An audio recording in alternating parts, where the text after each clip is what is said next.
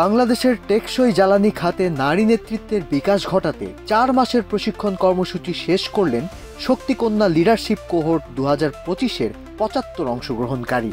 রাজধানীর এক হোটেলে পুরস্কার ও সার্টিফিকেট বিতরণের মধ্য দিয়ে শেষ হয় এবারের আয়োজন।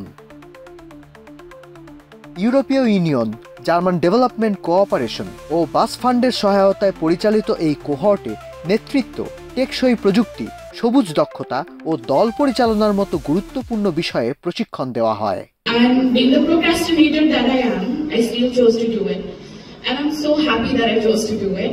সমাপনী অনুষ্ঠানে উপস্থিত ছিলেন ইইউ বাংলাদেশ ডেলিগেশন, জার্মান দূতাবাস, বিশ্ব ব্যাংক এবং বাংলাদেশ পাওয়ার ডেভেলপমেন্ট বোর্ডের উচ্চপদস্থ প্রতিনিধিরা।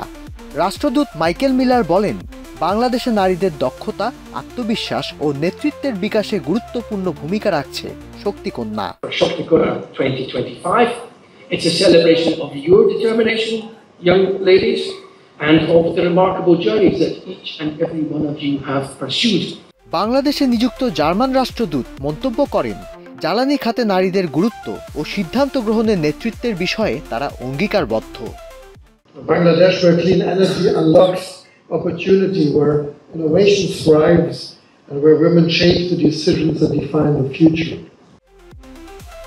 এই আয়োজনের গুরুত্বপূর্ণ অংশ ছিল সলভেথন প্রতিযোগিতা। তাতে জ্বালানি ও টেকসই অর্থনীতি নিয়ে নানা উদ্ভাবনী ধারণা উপস্থাপন করেন অংশগ্রহণকারীরা।